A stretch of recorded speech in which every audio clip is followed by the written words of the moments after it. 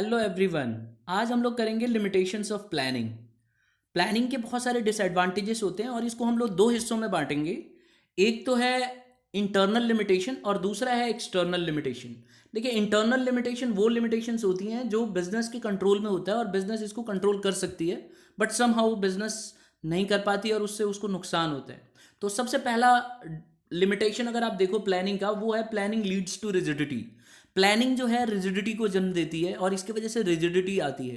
अगर आप देखो प्लानिंग क्या होती है, ये decide the future course of action and managers may not be in a position to change it.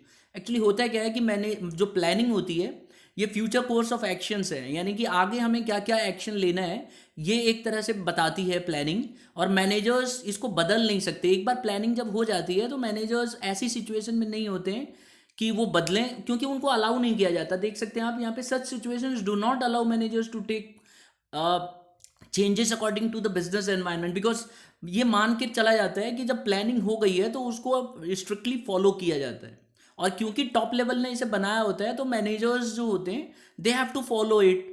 तो इसीलिए दस डिटेल्ड प्लानिंग में क्रिएट अ रिजिड फ्रेमवर्क। इसीलिए जब ज़्यादा ही डिटेल में प्लानिंग कर ली जाती है तो ये इससे रिजिडिटी आती है। और जितने भी एम्प्लॉयज़ होते हैं ना अंदर ऑर्गेनाइजेशन के अंदर, they will have to follow all the plans. और उनको पता होता है कि बिजनेस में कुछ डिमांड कर रही है, बिजनेस एनवायरनमेंट जो बाहर आउटसाइड एनवायरनमेंट है वो डिमांड कर रहा है कि कुछ बदलाव किया जाए, लेकिन वो ऐसा नहीं कर सकते क्योंकि प्लान ही इस तरह से बनी होती है।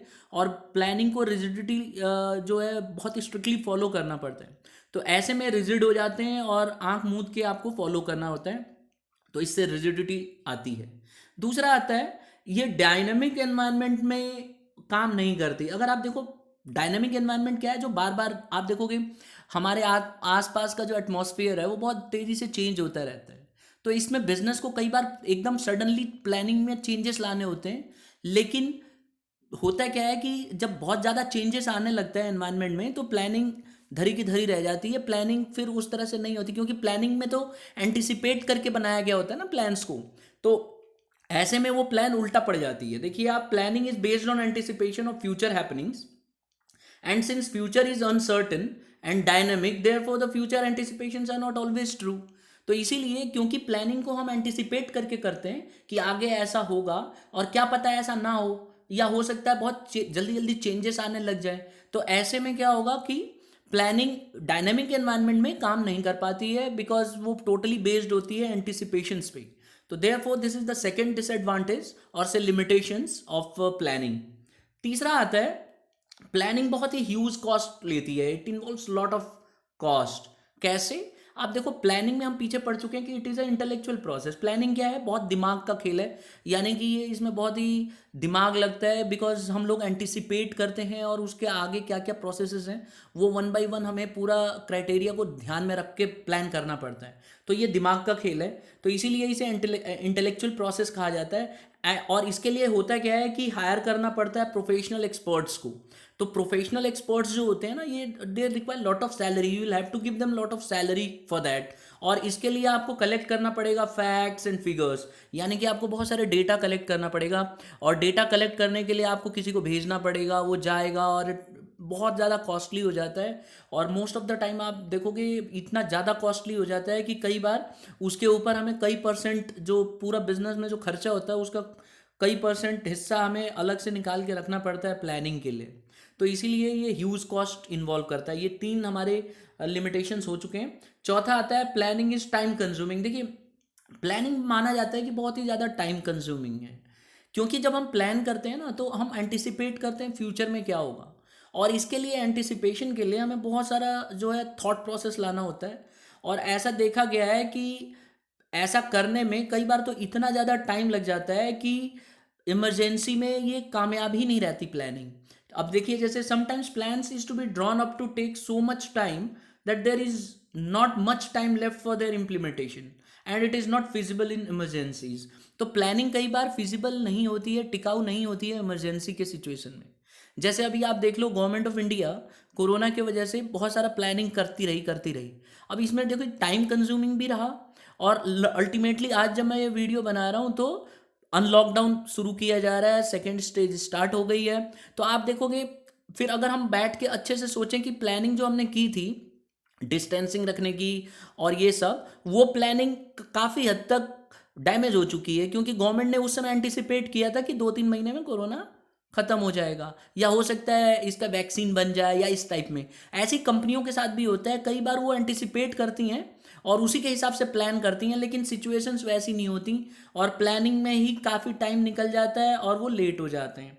जैसे आपने देखा गवर्नमेंट के साथ प्लानिंग करती रही और इधर लेबर्स और वर्कर्स सब बाहर निकल गए, सब अपने गांव जाने लगे, तो हौच पौच हो जाता है। कई बार प्लानिंग करते करते आप इतना उसी में बिजी हो जाते हो कि आप इमरजेंसी सिचुएशंस में ये फिजिबल नहीं होती है, टिकाऊ नहीं होती है। आपने देखा रेलवे स्टेशन पे, आपने देखा एकदम भीड़ लग जा रही थी, क्योंकि वो प्लानिंग में उसमें था ही नहीं, इतना किसी ने ध्यान ही नहीं दिया कि ऐसा सिचुएशन भी आ जाएगा।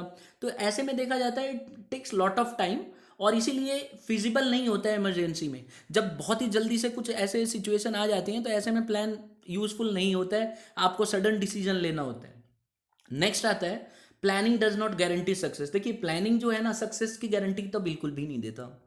ये आप डे बाय डे देखते हो, आप भी प्लान करते रहते हो एग्जाम्स को लेके, या कई बार हम लोग टॉपिक को लेके प्लानिंग करते हैं कि ये टॉपिक हम देर तक पढ़ेंगे या ज़्यादा इसको कंसंट्रेट करेंगे, और हो सकता है कि जो आपने एंटिसिपेट किया वो टॉपिक का क्वेश्चन ही ना आए। तो इसीलिए प्लानिंग जो है गारंटी नहीं देता सक्सेस हो।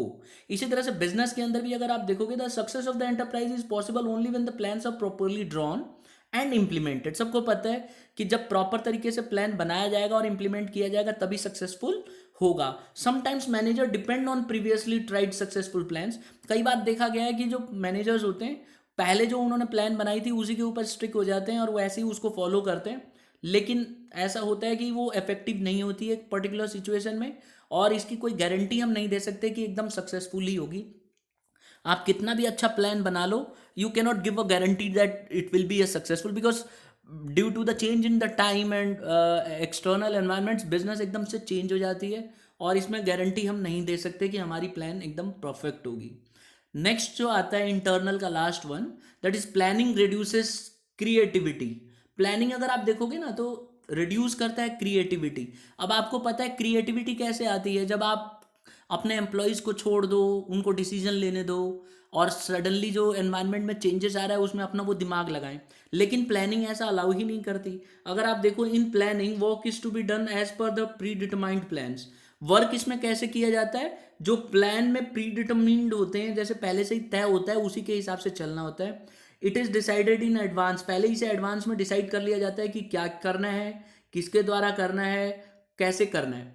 तो इसीलिए प्लानिंग जो होती है ये टॉप मैनेजमेंट करता है, और इससे क्या होता है जो रिडक्शन आ जाता है क्रिएटिविटी में, बिकॉज जो एम्प्लॉयज़ होते हैं और मैनेजर्स होते हैं ना, दे के not use their own head, और वो बदलते समय के हिसाब से वो चेंजेस नहीं ला सकते। उनको बस स्ट्रिक्टली बताया गया होता है कि you will have to follow the plan and you can not deviate from the plans. तो वो उनको अलाउ ही नहीं किया जाता कि वो आप डेविएट हो सकें।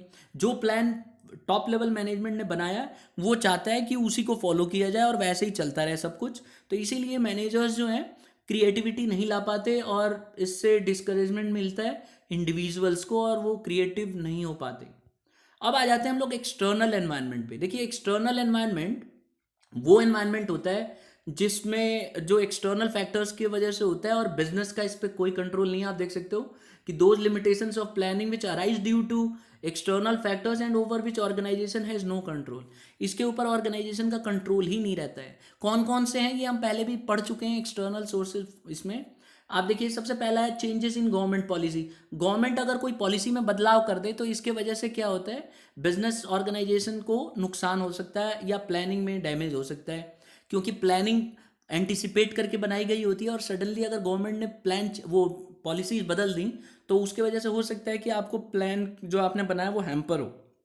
तो ऐसे अक्सर देखा गया है।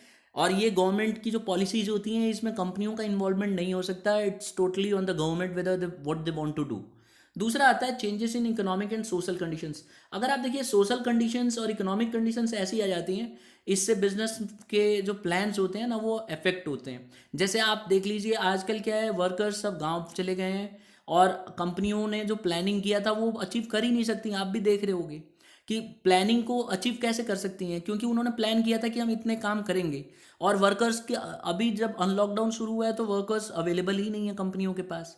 तो वो काम करा नहीं सकते। तो सोशल कंडीशन कई बार ऐसे बन जाती हैं या इकोनॉमिक कंडीशन ऐसी बन जाती हैं, क्योंकि आजकल पैसे की कमी हो गई है कंपनियों के पास, और आप देखोगे इकोनॉमिक कंडीशन हैम्पर हुई है, तो इससे बिजनेस ऑर्गेनाइजेशन को प्रॉब्लम फेस करना पड़ रहा है, और ये बिजनेस इससे बच नहीं सकती है, और बिजनेस का इसके ऊपर कंट्रोल भी नहीं है।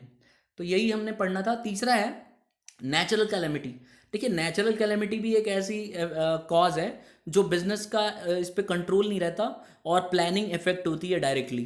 क्योंकि अगर मान लीजिए फ्लड आ जाए या इस तरह से कुछ नेचुरल कैलेमिटी आ जाए, तो ऐसे में जो बिजनेस ने प्लान किया होता है वो बिल्कुल हैम्पर हो जाता है। हो सकता है कि बिल्डिंग जिसमें काम चल रहा है मैन्युफैक्चरिंग का वो डैमेज हो जाए, तो सडनली काम रुक जाता है, तो प्लानिंग फेल हो सकती है। नेक्स्ट आता है changes in strategies of competitors also lead to failure of planning many times। अगर आप देखो जो बिजनेस ऑर्गेनाइजेशन जो प्लानिंग की जाती है कंपटीटर को ध्यान में रख के की जाती है, लेकिन कई बार बिजनेस एक्सपेक्ट नहीं करती है और उसका कंपटीटर कोई दूसरा स्टेप ले लेता है, और उसके वजह से जितनी भी हमने प्लानिंग की है यानी कि कंपनियों ने प्लानिंग किया है that can be of no use.